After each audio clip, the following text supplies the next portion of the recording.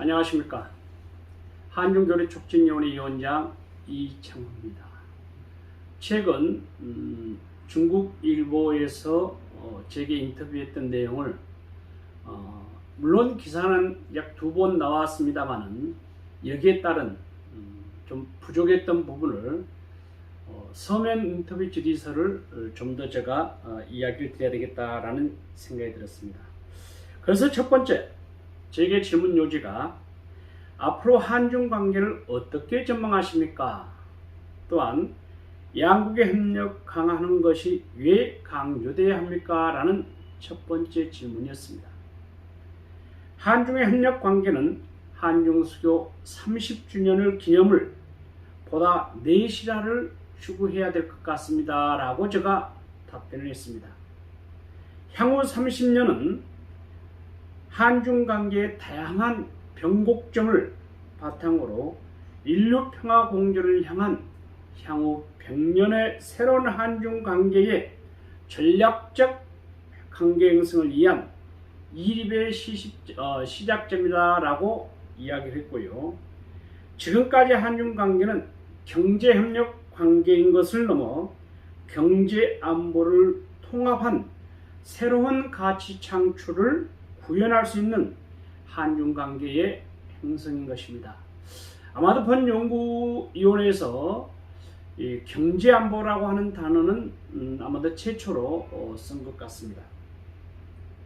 최근 급기간 국제정세의 변화로 인해 나타나는 자국 중심의 폐쇄적인 측면이 있었으나 한중 관계는 지나친 자국 중심이 아닌 상호 존중과 배려하는 기본 정신의 가치를 기반으로 더욱 공공히 할 수 있다고 사료가 됩니다.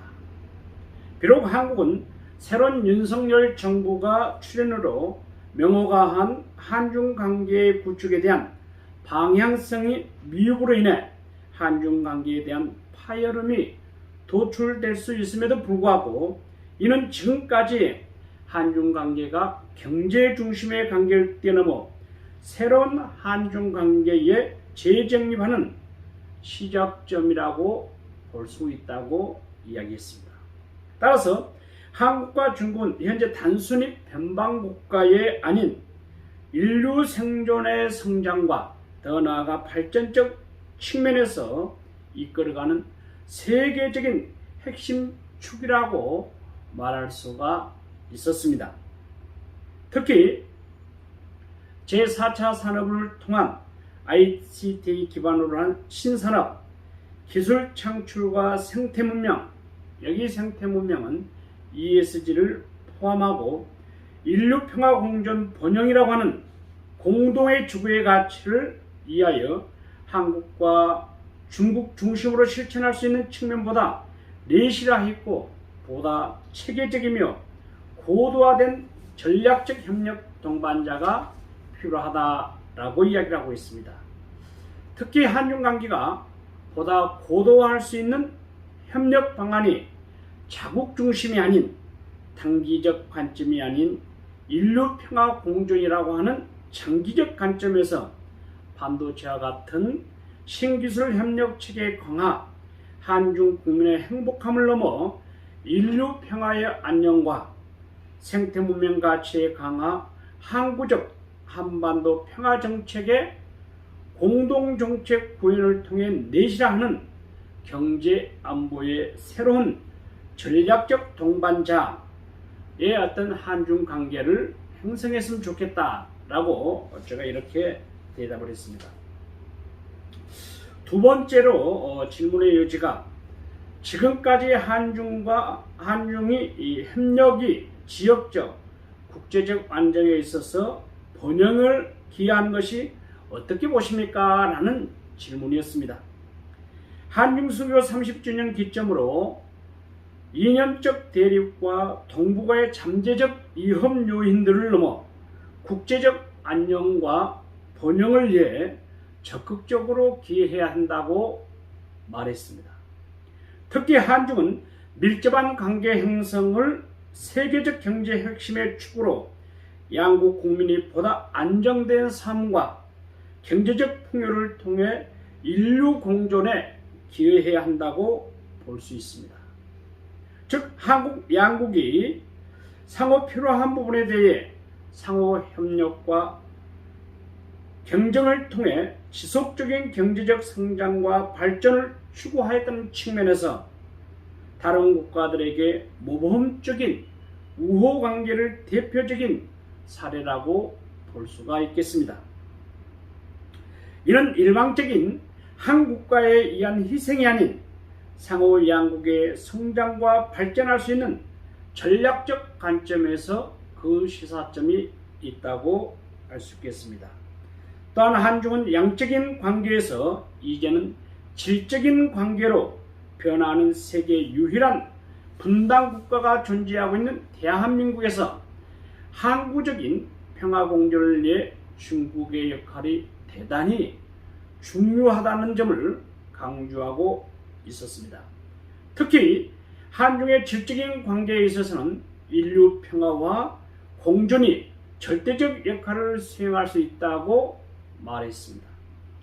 비록 최근의 신냉전주의 부활과 지역적 블록화를 통한 분화된 국제정세가 대두되어도 이를 해결하고 상호 존중과 신뢰를 기반으로 신평화주의로의 대전환이 한중 관계의 고도화를 통해 해결할 수 있는 출발점이 된다고 판단하고 있습니다.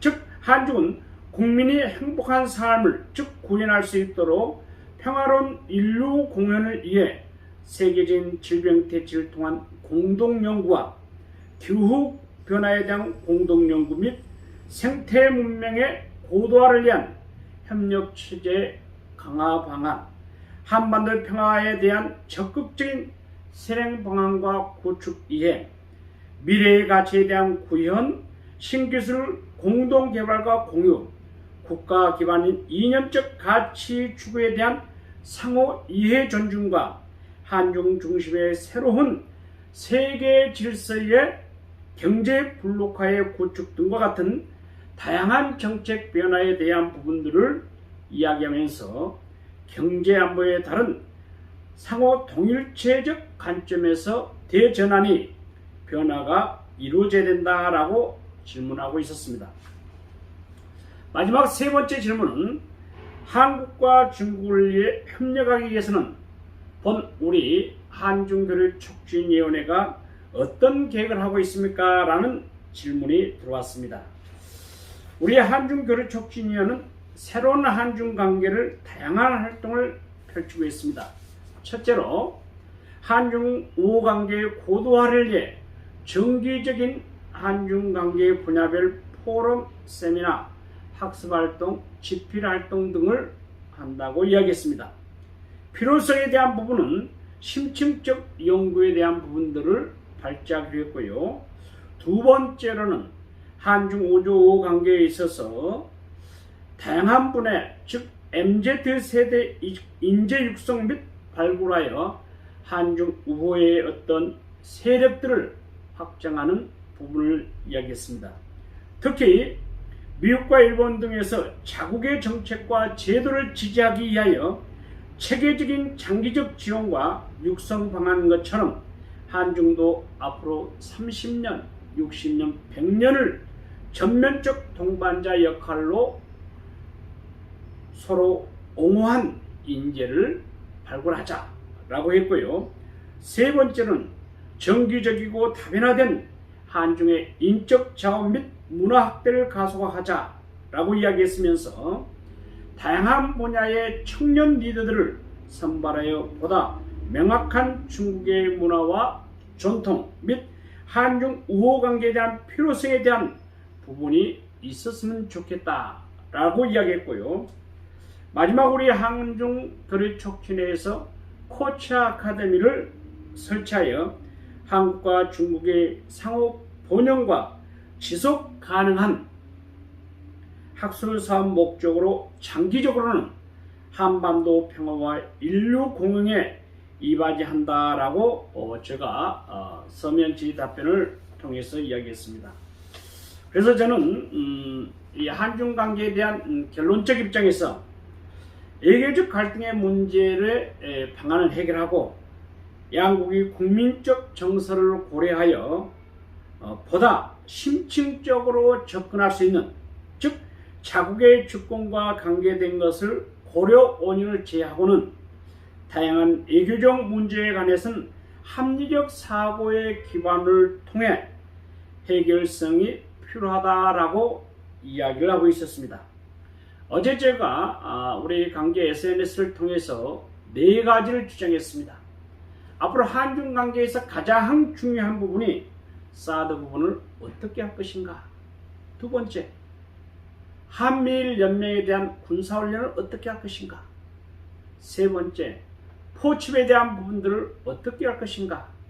네 번째, 팬데믹 이후 한중 우호 관계에 있어서 상호 교통이 조화롭게 이루어질 수 있는 이런 길들이 있었으면 좋겠다라고 제가 SNS에 글을 올렸던 것입니다. 지금까지 한중교류촉진위원회 위원장 이창호였습니다. 본 내용은 지난 24일, 25일, 26일 중국 차이나의 데일리에서 기사화됐던 내용을 좀 더 포괄적으로 여러분들에게 기사화되지 않는 내용을 본 영상을 통해서 좀 더 세밀하게 섬세하게 여러분들에게 알려드렸습니다. 지금까지 이창호였습니다. 짜이젠.